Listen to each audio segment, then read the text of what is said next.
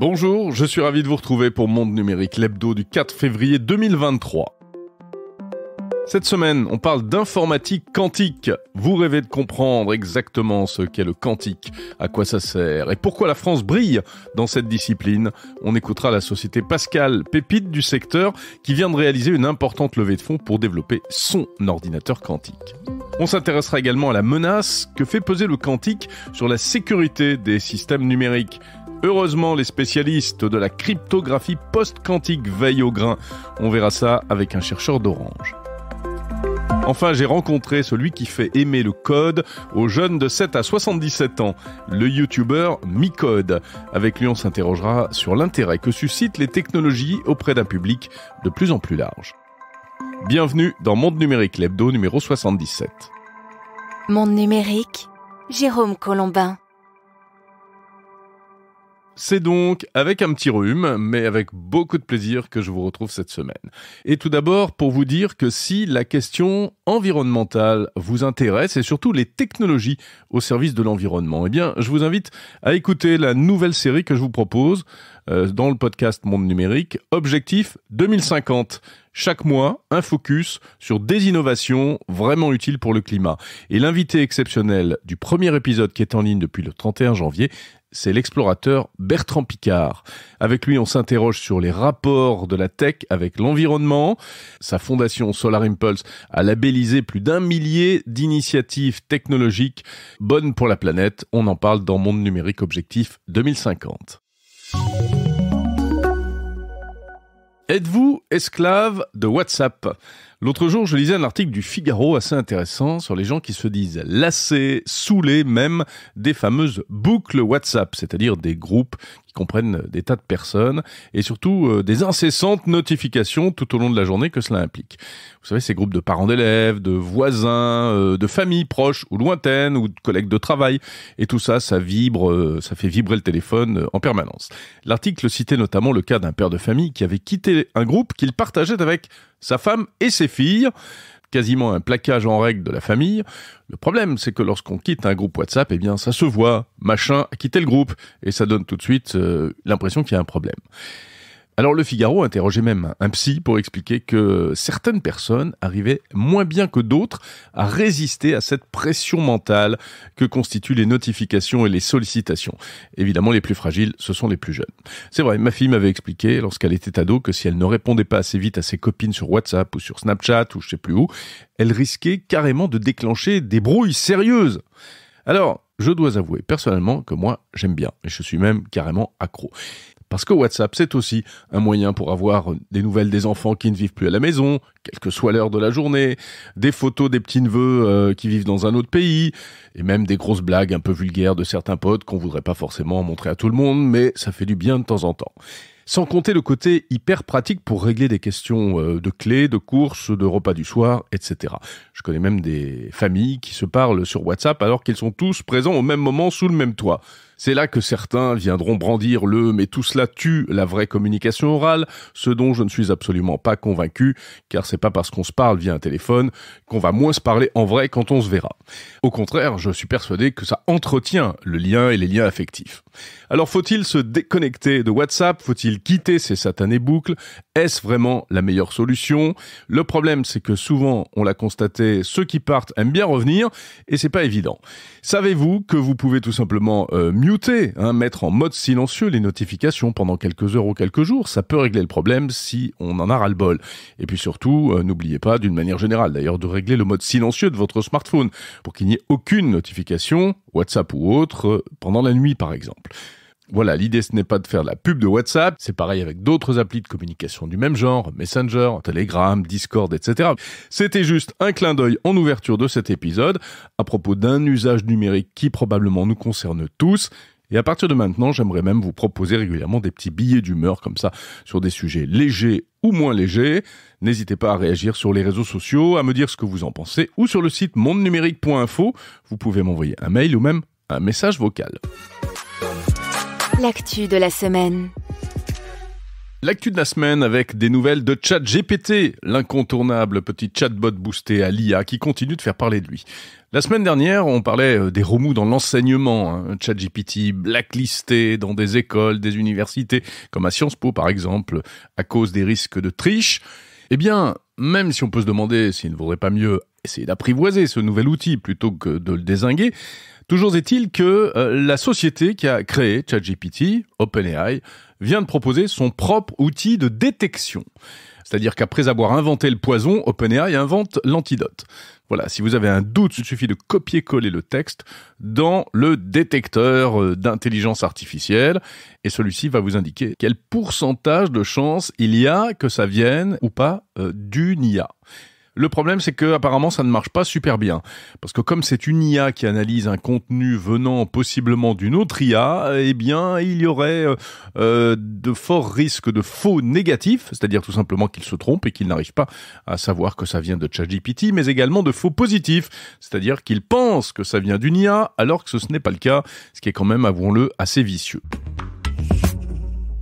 Des nouvelles de Twitter, avec d'abord le lancement en France du fameux service Blue, cette option payante pour les utilisateurs qui apporte quelques privilèges. Tout d'abord, le fameux petit macaron bleu de certification, moins de publicité également, plus de visibilité aux yeux des autres avec une remontée de vos messages, et puis aussi la possibilité de modifier un tweet pendant une demi-heure après l'avoir publié, fonction fort appréciable pour tous ceux qui font des fautes de frappe ou d'orthographe à tire-larigot. Alors l'abonnement à Blue coûte en France 7 à 8 euros hors taxe par mois. Ça, c'est le prix si on passe par le site web, parce que si on passe par l'appli mobile sur iPhone ou sur un smartphone Android, eh ben c'est plus cher, 11 euros par mois, puisque Apple et Google prennent leur commission. Donc mieux vaut passer par le web. En gros, ça fait donc 100 euros TTC par an si on prend un abonnement annuel. Autre actualité concernant Twitter et qui ne fait pas plaisir à de nombreux développeurs et officines privées diverses et variées. En fait, le réseau social aurait l'intention de faire payer l'accès à son API. Alors l'API, pour ceux qui ne baignent pas dans la tech du matin au soir, c'est donc ce qui permet à des applications tierces de se connecter à un service numérique pour récupérer des données, pour interagir, etc. Si l'API de Twitter devient payante, eh bien, ce seraient des centaines, des milliers même d'entreprises ou de particuliers, de développeurs indépendants, de chercheurs, etc., qui seraient affectés parce que il existe plein d'applications tierces qui permettent donc, par exemple, de programmer des tweets à l'avance ou bien des systèmes pour récolter des données, faire des recherches scientifiques dessus. Bref, toutes ces applis, certaines sont commerciales, d'autres pas du tout. En tout cas, sont nombreuses et c'est un véritable écosystème. Autant dire que ça râle très fort sur les réseaux sociaux au sujet en perspective d'un passage au payant. On verra donc si Sa Majesté Elon Musk met son projet à exécution ou pas dans les prochains jours. Samsung a présenté cette semaine ses nouveaux smartphones vedettes, les Galaxy S23. 3 modèles, S23, S23 Plus et S23 Ultra. Pas de révolution, il faut bien l'avouer, sur ces mobiles sous Android, un design sans grand changement. On retrouve sur le S23 Ultra les bords d'écran arrondis, très élégants, hérités, je me rappelle, du premier Samsung Edge. Le fabricant coréen, pour le reste, continue de mettre le paquet sur la photo avec 3 objectifs à l'arrière sur chaque modèle, un capteur principal, un ultra grand angle et un téléobjectif. Et si on ajoute sur le modèle Ultra, le très haut de gamme, un deuxième téléobjectif et un télémètre laser, on se retrouve carrément avec 5 gros yeux à l'arrière du téléphone, plus le flash même. Voilà, ça passe pas inaperçu. Tout ça pour une promesse de qualité de photo inégalée, encore supérieure à ce qu'on avait jusqu'à présent, grâce à un capteur jusqu'à 200 mégapixels. Reste à savoir si ce discours de surenchère en ce qui concerne la photo sensibilise véritablement les consommateurs, parce qu'on a un peu l'impression d'avoir déjà atteint des sommets en matière de photo et de qualité photographique avec les smartphones. Bref, pour le reste, Samsung, contrairement à Apple, a décidé de ne plus se charger lui-même de la partie microprocesseur de ses appareils et de remplacer ses puces maison qui équipaient jusqu'à présent les Galaxy par des composants fournis par le géant du secteur Qualcomm avec ses fameux Snapdragon. Enfin, on notera la présence d'un stylet intégré, petit gadget, ou pas d'ailleurs, hérité du Galaxy Note et dont certains utilisateurs sont complètement accros. D'un point de vue plus stratégique, il est intéressant de constater que ces Galaxy S23 sont à nouveau très chers, aussi chers que des iPhones par exemple. Ça commence à 1 000 euros, ça va jusqu'à 1 800 euros. ce qui n'est en réalité pas étonnant, ni même choquant, puisque les appareils haut de gamme très chers se vendent très bien, toutes marques confondues. Les consommateurs visiblement préfèrent de plus en plus mettre le prix dans un smartphone et le conserver le plus longtemps possible. Ce qui a d'ailleurs un effet induit pas inintéressant.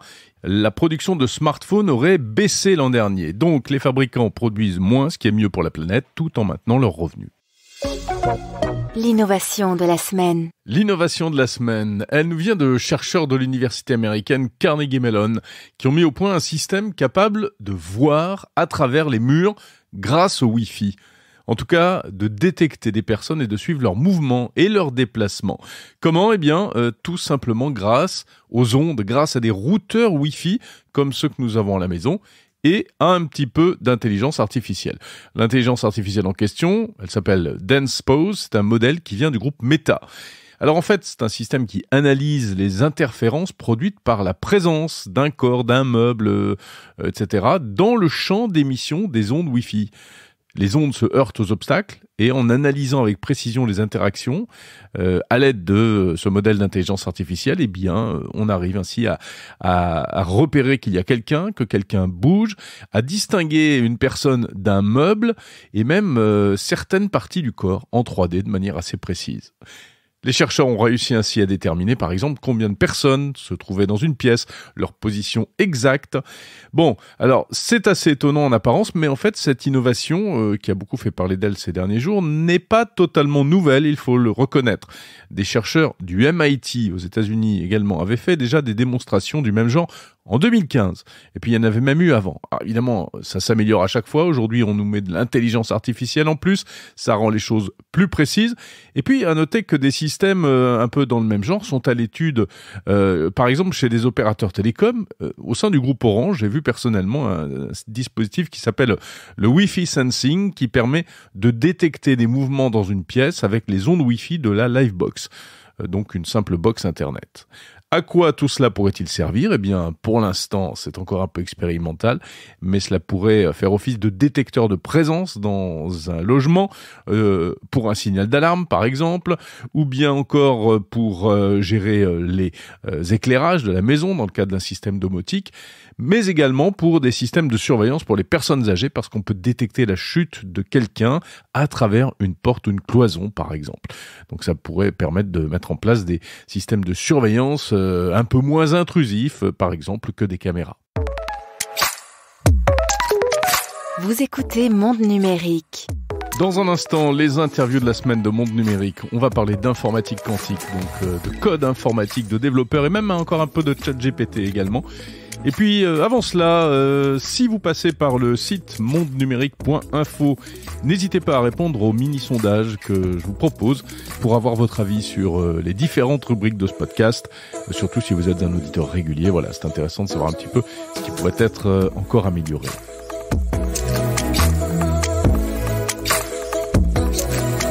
Nous allons maintenant partir aux frontières de la galaxie, ou de moins aux frontières de la physique traditionnelle.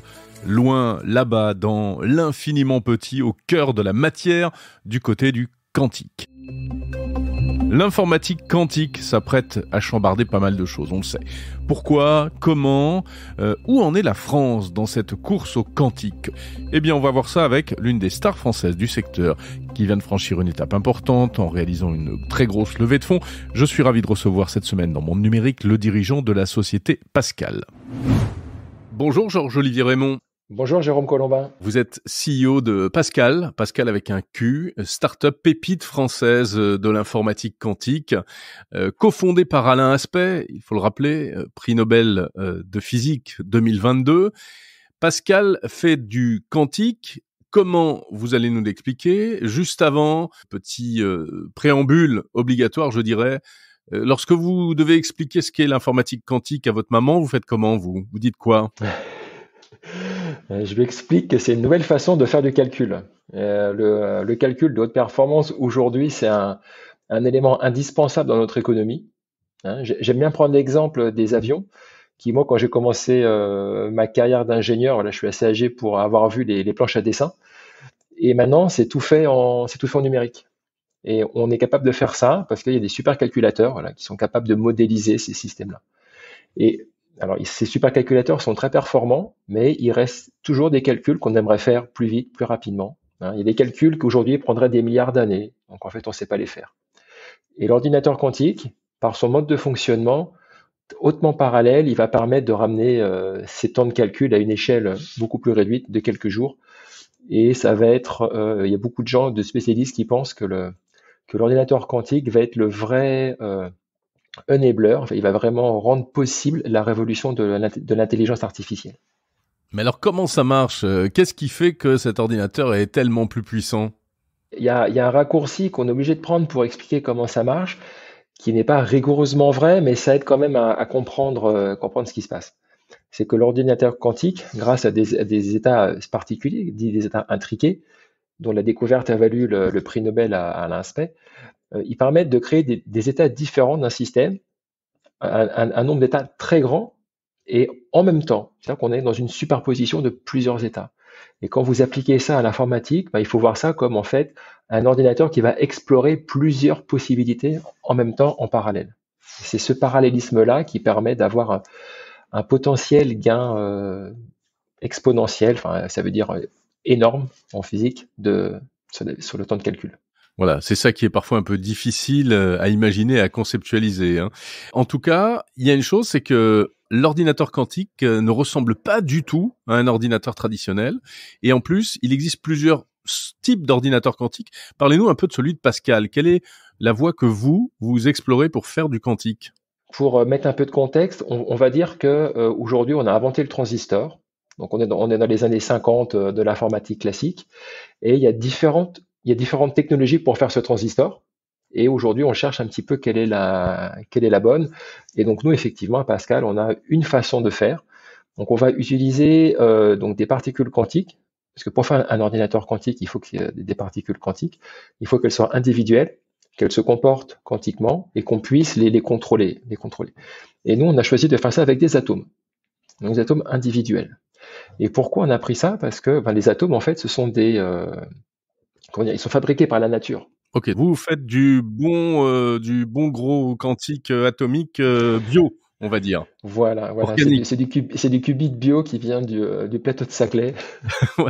Alors, moi, Exactement. j'ai eu la chance de visiter vos installations chez Pascal et j'ai vu effectivement à quoi ça ressemblait.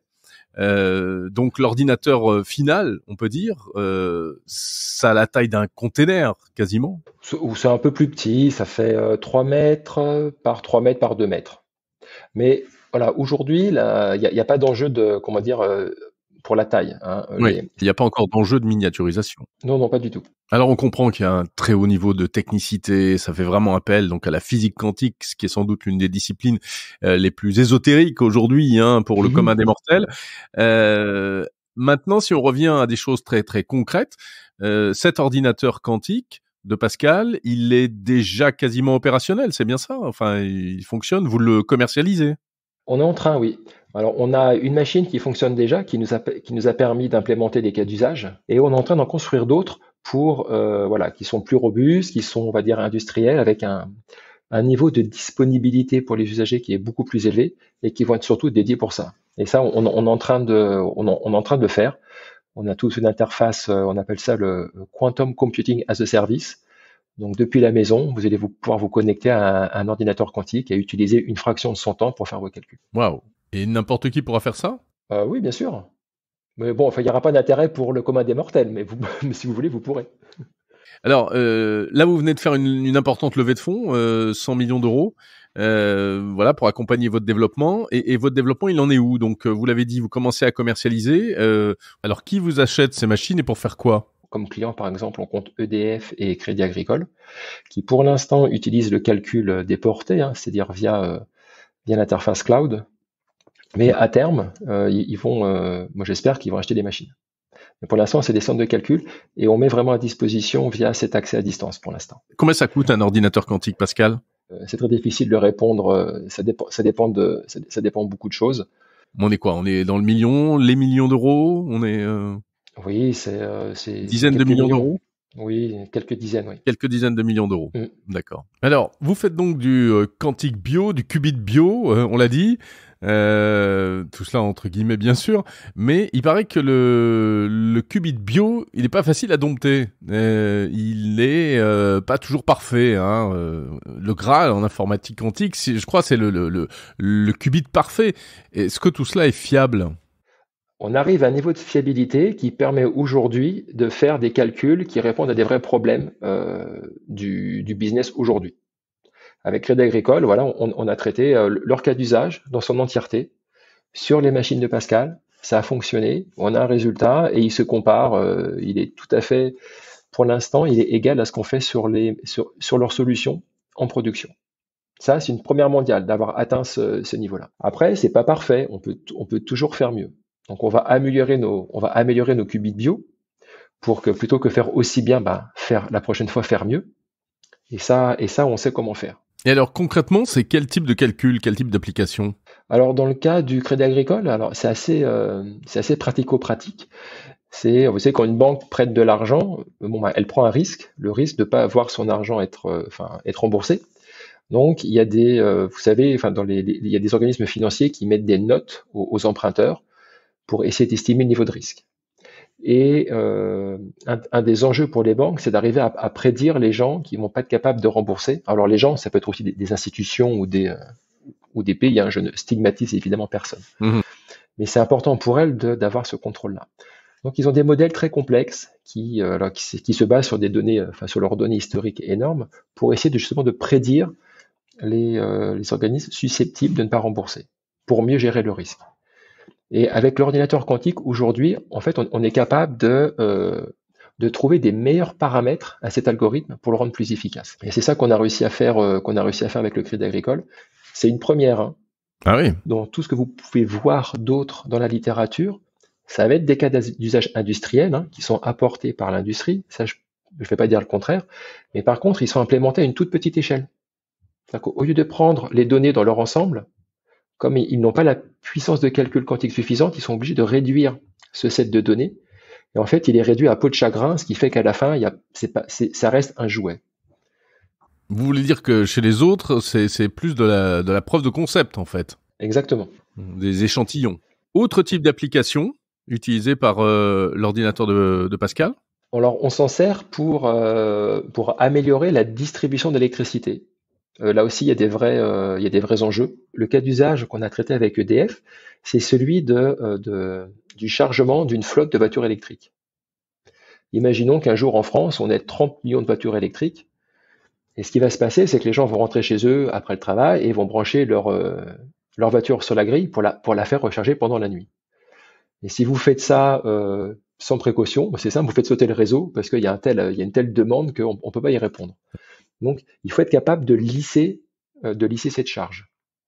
Et ça veut dire en fait décider dans quel ordre on va venir charger les voitures. Et si vous avez 20 millions de voitures, vous imaginez qu'il y a beaucoup de combinaisons possibles d'ordonnancement. Et l'enjeu, c'est de trouver celle qui est la plus efficace pour tout le monde. Et ça, c'est un calcul extrêmement complexe et auquel l'ordinateur quantique peut répondre. C'est là où on voit que le quantique pourra impacter la vie de tous les jours. Oui. Après, il y a des applications aussi en pharmacologie pour prédire des réactivités de molécules. Il y a des applications en sens des matériaux pour découvrir potentiellement des nouveaux matériaux. Il n'y a pas de limite et ça va vraiment impacter tous les secteurs de l'industrie. Alors, on a l'impression que le quantique français se porte plutôt pas mal en ce moment. Georges-Olivier Raymond, il y a plusieurs entreprises comme la vôtre aujourd'hui qui font parler d'elles. Il y a une French Touch du quantique. Clairement, oui. Je faisais des comptes il y a pas si longtemps. Je crois qu'on est 6 ou 7 startups en France sur le domaine. Et quand on regarde ce qui se passe aux États-Unis, en fait, il n'y en a pas beaucoup plus. Et ramené à l'échelle des pays, c'est presque une anomalie. Donc, je dirais oui, il y a une French Touch. Et ça, c'est grâce à la force de notre recherche académique qui a permis de développer beaucoup d'idées. Et on a aussi cet esprit entrepreneur. Là, après, où on a plus de difficultés, c'est de transformer l'essai. C'est-à-dire de passer de la start-up à ce qu'on appelle la scale-up, de vraiment développer le business et de continuer l'aventure. Historiquement, en France, en Europe, on est un peu moins bon là-dessus. Merci, Georges-Olivier Raymond, CEO de la société Pascal.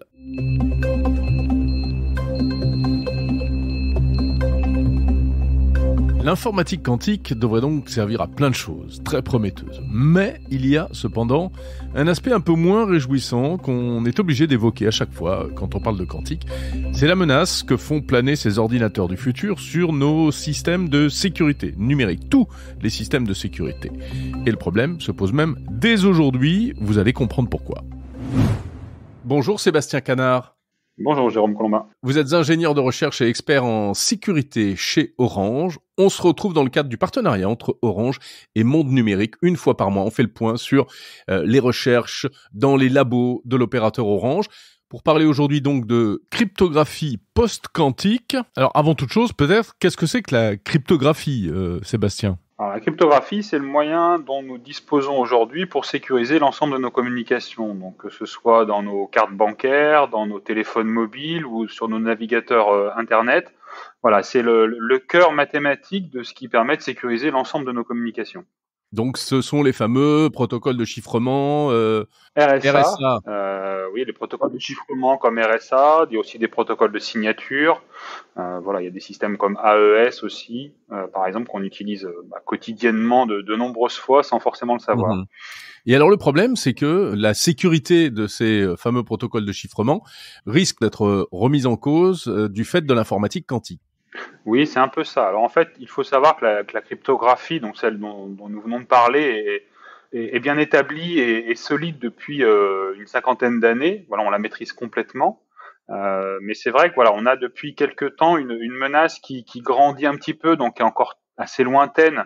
Mais effectivement, on a cette existence potentielle d'ici quelques dizaines d'années ou pas d'un ordinateur quantique qui effectivement du fait qu'il pense différemment qu'un ordinateur classique pourrait potentiellement permettre de casser certains systèmes cryptographiques que nous utilisons tous les jours. Oui, et puis alors pas n'importe quoi, hein, les banques, les sécurités, les communications militaires, etc., etc. Comment est-ce qu'on peut se protéger contre ça ?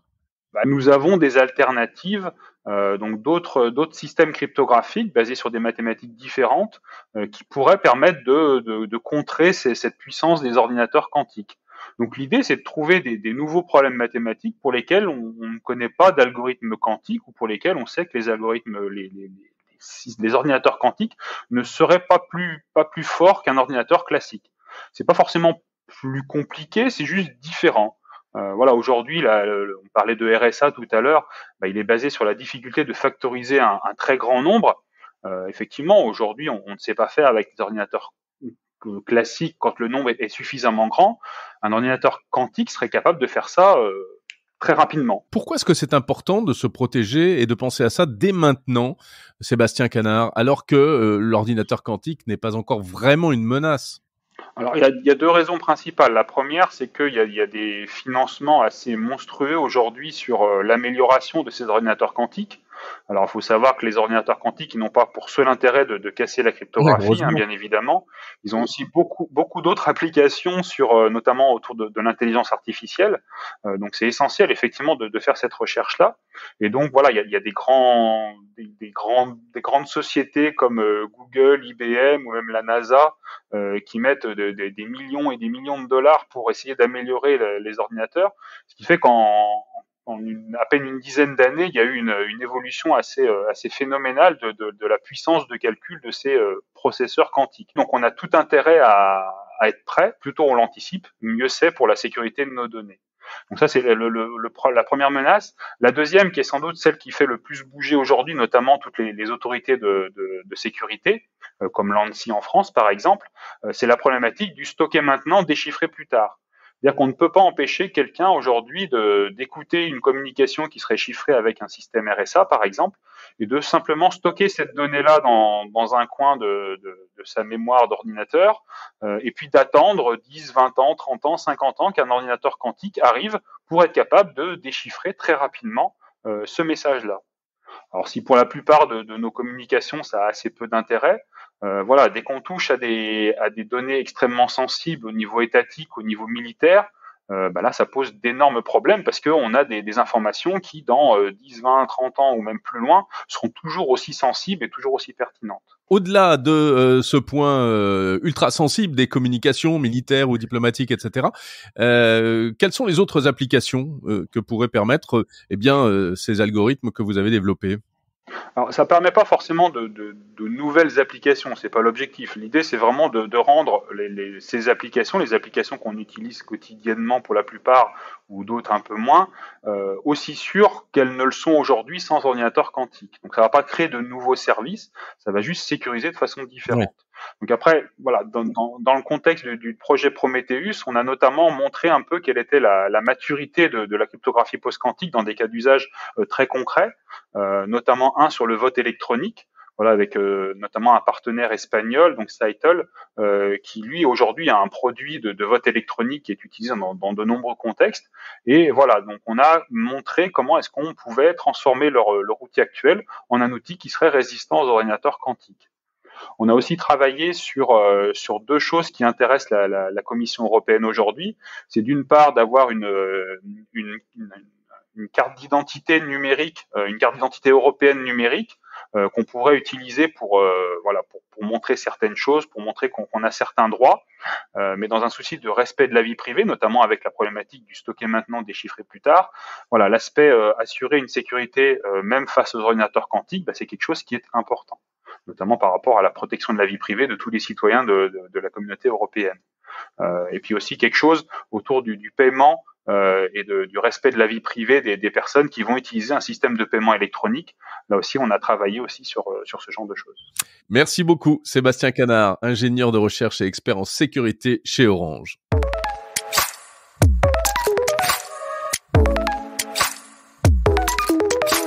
Ne partez pas, c'est pas terminé. La troisième interview de cet épisode que je vous propose n'a rien à voir avec le quantique. Cette semaine avait lieu à Paris un événement intitulé Tech Challenger, consacré aux développeurs informatiques, avec concours du meilleur développeur, etc. J'y étais avec mon camarade François Sorel pour une émission en direct sur la chaîne Tech & Co, que vous pouvez revoir d'ailleurs, si ça vous intéresse. Et surtout, c'était l'occasion de rencontrer beaucoup de monde, mais notamment quelqu'un que vous connaissez sans doute si vous vous intéressez à ce sujet, si vous êtes vous-même développeur ou que ce thème vous intéresse particulièrement. Il s'agit du youtubeur Micode, qui produit de nombreux contenus extrêmement suivis. Alors Micode nous explique pourquoi, selon lui, de plus en plus de monde s'intéresse au code et à la tech. Bonjour Michael. Bonjour. Enfin, Michael, je devrais plutôt dire bonsoir, Micode. Effectivement, c'est mon nom de scène. C'est ton nom de scène. Et quelle scène, hein? YouTuber, Twitcher, podcaster, 1 million d'abonnés sur YouTube. Ta spécialité, c'est le code, c'est les développeurs. Alors, en quoi consiste ta chaîne? Qu'est-ce que tu proposes comme vidéo, comme contenu? Donc, il y a plusieurs canaux avec des formats différents pour tous les goûts, on va dire. Donc, pour des contenus qui sont très très montés, très denses, à la sauce YouTube comme on connaît, donc voilà, des enquêtes ou des vidéos très compliquées, il y a la chaîne Micode, donc qui est ma chaîne historique, c'est là où tout a commencé, il y a 6 ans maintenant, et c'est celle-là qui a 1 million d'abonnés. Et là-dessus, il y aura des enquêtes sur du cybercrime. Il peut y avoir simplement des challenges que je me donne de développer une appli en 24 heures, par exemple, voilà. Et après, il y a une émission qui est en train pour le coup, de dépasser en termes d'audience ma chaîne historique, donc qui s'appelle Underscore. C'est assez fascinant d'assister à ça parce que moi, je l'avais pas prévu en fait. Je pensais que une émission qui parle d'IT, de cyber, de dev, d'intelligence artificielle, ça resterait toujours quelque chose de niche en fait. Il y aurait toujours que le petit cercle des curieux. Et en fait, tout est en train de changer. L'émission est en train de devenir presque mainstream quasiment. Et surtout en ce moment on parle beaucoup de ChatGPT, de tous ces sujets. Il y a eu un engouement, un intérêt pour ces sujets qui commence à toucher tout le monde. Et donc sur ce genre d'événement, je croise des tout jeunes de 13 ans comme des vieux de 50 ans qui écoutent tous ces contenus, ces invités, ces experts, leur parler de technologie. Tu connais cette maxime qui dit code is law, et voilà, le code est un art, le code c'est la loi, le code est partout. Aujourd'hui, c'est notre monde, c'est un univers qui nous enveloppe. C'est clair. Et en fait, je pense que le moment où nous on commence à parler de tous ces sujets-là, il y a une certaine soif de comprendre plus loin. que ce dont on parle plus classiquement. Où, bon, c'est vrai, il y a une certaine compréhension de la technologie, de la technologie, des appareils de la plupart des gens, mais dès qu'on va aller un peu plus loin, eh ben, c'est compliqué d'apprendre en fait. C'est compliqué d'apprendre, on trouve que c'est très opaque, c'est un truc de développeur. Alors, oui, c'est réservé aux pros. Exactement, ils se rejoignent dans des trucs de développeurs, ils parlent des langages incompréhensibles. Et donc je pense qu'il y avait une soif de franchir cette muraille, franchir ce barrage-là, et de enfin comprendre comment marchent les coulisses, comment marche Internet, comment marchent les ordinateurs, la programmation, l'intelligence artificielle, peut lever les rideaux sur ce qui de l'extérieur peut sembler incompréhensible, inaccessible, magique. Et c'est ce qu'on essaye de faire à notre petite échelle, en invitant des experts. Alors on a beaucoup de travail du coup pour essayer de trouver des gens qui s'expriment bien, donc pour vulgariser des sujets. C'est assez fatigant, mais j'espère que le résultat fonctionne. C'est sûr que ça fonctionne, les chiffres sont là. Tu parlais de ChatGPT. Il y a une vraie curiosité, une véritable appétence aujourd'hui autour de ChatGPT. On le constate tous les jours. Comment tu expliques ça ? En fait, ce qui est marrant, c'est que quand on y pense, ChatGPT en termes de purement d'avancée technique, c'est pas ouf. Genre, il n'y a rien de révolutionnaire dans ChatGPT. La révolution, elle est dans le packaging en fait. Elle est, et je voyais des chercheurs s'écharper sur Twitter à ce propos, comme quoi, est-ce que oui ou non ChatGPT c'est une avancée majeure ? Et force est de constater que pas tellement dans le domaine de l'IA et de la recherche, mais énormément dans le domaine de l'UX en fait, de l'expérience des utilisateurs. Mais c'est l'accès, c'est-à-dire que ça se démocratise l'IA. Effectivement, le moteur GPT-3 ou 3.5 qui est derrière, il existait déjà, mais il était réservé à des professionnels. Là, c'est la démocratisation de ces outils-là. C'est ça, là c'est bien emballé, il parle plus facilement longtemps, il déclenche des discussions, tout ça est dans une belle interface. Et donc effectivement, c'est génial parce que tout d'un coup, ça lève le voile sur un phénomène qui est un peu en sous-marin déjà depuis 3 ans. Et donc c'est fou de voir que dans l'écosystème, tous les projets qui gravitaient autour de ça ont d'un coup pris le devant de la scène et ils sont en train de tous exploser. Alors dans le marketing, souvent ils remplacent GPT par chat GPT maintenant, histoire que ce soit encore mieux compris par le... Oui, c'est le buzzword du moment. Exactement, histoire que les gens comprennent mieux. Bon, en vrai, c'est pas forcément chat GPT vraiment derrière, mais c'est pas grave. Le tout, c'est que il y a enfin une compréhension et une réalisation du grand public que on est en train de vivre une période extraordinaire. C'est ta conviction ? Oui, c'est ma conviction et c'est en partie flippant. C'est-à-dire qu'évidemment, nous, on est des enthousiastes. Donc, on est forcément optimiste et on voit toutes les merveilles qu'on arrive à créer avec cet outil-là. Il y a plein d'aspects qui sont un peu flippants sur les droits d'auteur, par exemple. Quand ChatGPT reformule du matériel qui appartient à quelqu'un d'autre, ou quasiment toute la substance est la même, mais simplement les formulations changent, qu'est-ce qui se passe quand on est capable de générer des articles ultra bien écrits qui échappent complètement au contrôle des détecteurs d'IA, mais où c'est bourré de choses fausses, alors soit à dessein pour faire des fake news, ou soit tout simplement parce que la personne génère 150 000 articles par semaine pour référencer son site web et a pas que ça à foutre apparemment de relire ce qu'il publie. Donc il y a clairement plein de sujets qui vont se poser, excitants comme un peu stressants.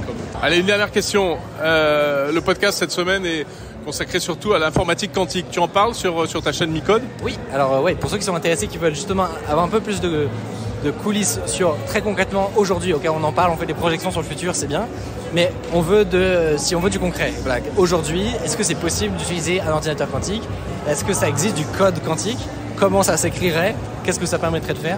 Voilà, s'ils veulent avoir des réponses à ça, on avait reçu un expert qui travaille chez Microsoft et qui est justement dans ça. Donc il y a un langage de programmation qui s'appelle Q#, et on peut déjà en fait faire du code pour des ordinateurs quantiques. Et bon, alors ça ne sert pas à grand chose pour l'instant, à part à s'entraîner pour le futur, une fois qu'ils seront arrivés à maturité. Mais voilà, c'est intéressant, je trouve, de aussi avoir le côté un peu concret, hors des suppositions et des peut-être, de savoir concrètement à quoi ça pourrait ressembler, quels sont les cas d'usage précis que ça pourrait aider. C'est très très différent de l'informatique qu'on connaît.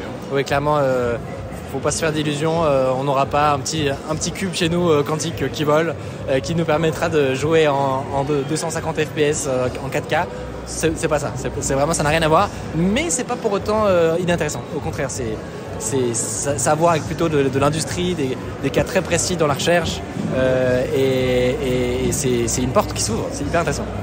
Merci beaucoup Micode. Plaisir, merci Jean. La suite de l'interview de Micode, l'intégralité la semaine prochaine sur Monde Numérique. Idem pour toutes les interviews de cet épisode. J'étais ravi de passer à nouveau ces 40 minutes avec vous dans Monde Numérique, épisode numéro 77. La semaine prochaine, on reparlera d'intelligence artificielle et de ChatGPT avec des interviews d'experts et puis aussi des annonces qu'on attend du côté de chez Google qui veut réagir face à la déferlante ChatGPT. En attendant, si ça vous tente, tiens, un conseil d'écoute, un conseil de podcast à écouter éventuellement, outre celui de Micode dont on vient de parler, bien sûr, j'étais cette semaine l'invité du podcast Follow Me de Christopher Siminelli, qui s'intéresse à tout ce qu'on appelle la creator economy, blogueur, podcasteur, influenceur, etc. Christopher m'a cuisiné pendant 1 heure, alors des souvenirs, des confidences sur la manière dont ce monde numérique est conçu et préparé au fil des jours. Voilà, 1 heure de confidence au coin du feu si ça vous tente, le podcast Follow Me. Par ailleurs, avec plein de rencontres intéressantes avec des créateurs de contenu. N'oubliez pas également la radio Monde Numérique sur Radioline, l'appli Radio King ou également sur Deezer. Vous cliquez et vous aurez des tas d'interviews un peu comme ça au fil de l'eau, au hasard. Et enfin, la série Objectif 2050 à laquelle je tiens beaucoup, qui démarre juste maintenant. Un épisode pour l'instant disponible avec Bertrand Piccard. Voilà, je sais que ça fait beaucoup de choses à écouter, tout ça. Vous avez toute la semaine devant vous. Salut, à samedi prochain.